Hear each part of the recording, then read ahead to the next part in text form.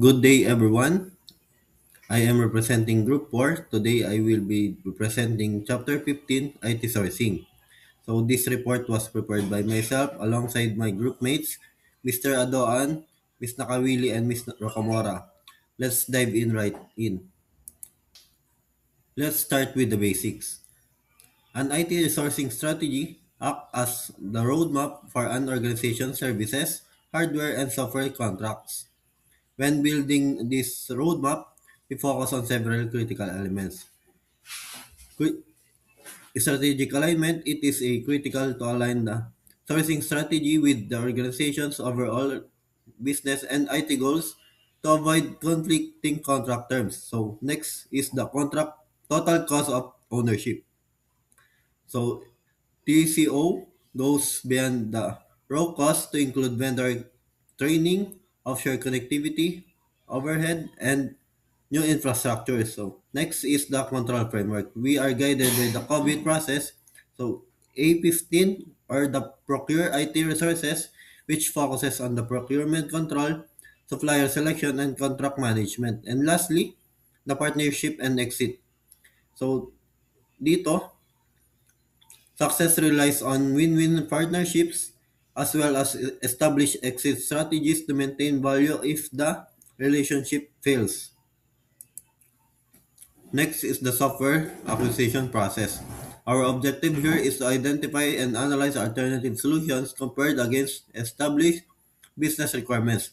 As you can see, it is broken down into three main phases, which are foundation analysis, market engagement, and execution and assurance. Let's break down exactly how we navigate these steps. So in step one, we define our requirements. We do this using gathering methods and rapid application development or RAD prototypes to create a solid requirements documents. In step two, we identify our alternatives. We evaluate paths like off-the-shelf solution, purchase packages, contracted development, and or complete outsourcing. So moving forward in the process, step 3 is performing feasibility analysis. We evaluate this through five dimensions, which are political or corporate culture fit, economic cost benefits, technical hardware capacity, legal obligation, and operational personal changes. So in step 4 is risk analysis. Here, we review security threats, potential vulnerabilities, data integrity, and access control.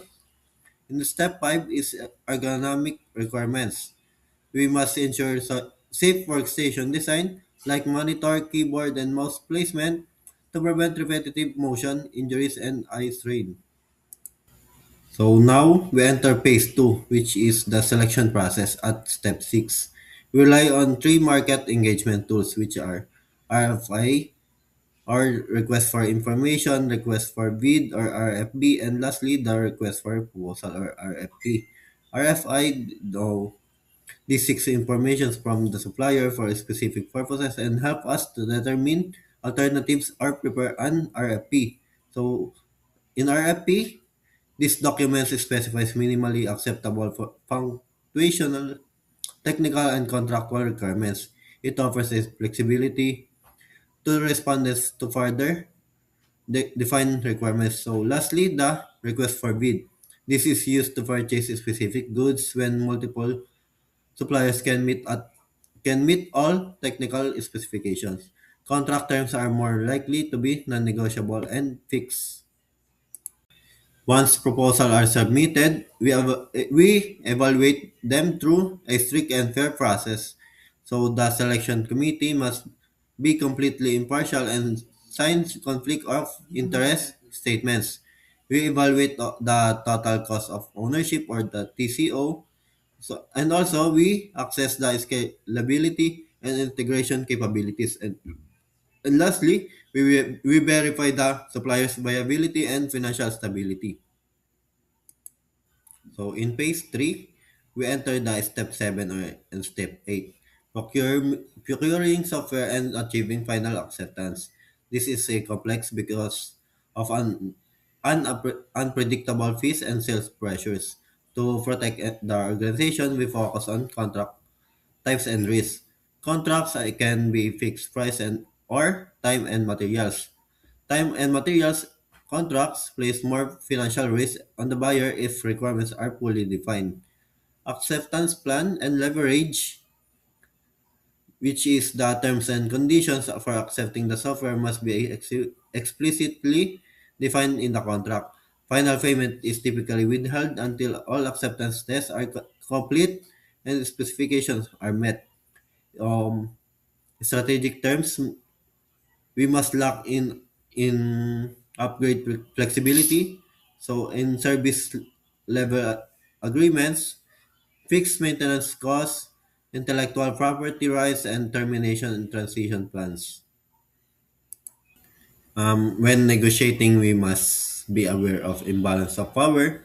Suppliers generally have more familiarity with the products and terms than buyers.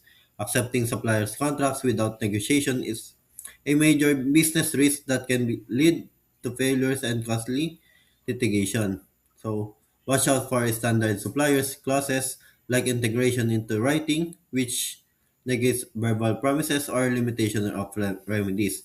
Instead, fight for protection customer clauses like performance warranties, rights to make backups, and a requirements that the systems operate as a whole before acceptance is granted.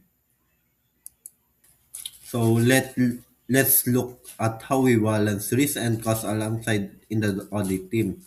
Our sourcing policies defines how services are purchased, such as a centralized shared services model, while supplier management uses SLAs and measurable criteria to ensure ongoing commitments. So auditors add value across three areas, which are the contract formulation, procurement verification, and compliance and testing. So in contract formulation, they review terms, protect customer interests, and define liability appropriately. So in procurement verification, they verify the RFPs contain organizational requirements and that bids are thoroughly evaluated. And lastly, in compliance and testing, they ensure the legal counsel was present. Changes were documented and management officially signed off on acceptance test before deployment. So to wrap things up, when auditing software acquisition, we keep our eyes open for common risks like incomplete system designs, inefficient processing performance, inadequate application controls, documentation gaps, and ineffective implementations. We also account for typing risks such as supplier stability, required modifications, and likelihood of the vendor exiting the market. Organizations can lean on outside help like the Technology Insertion Demonstrations and Evaluations or TIDE, Personal Software Process or PSP, and Team Software Process or TSP to help manage all of these.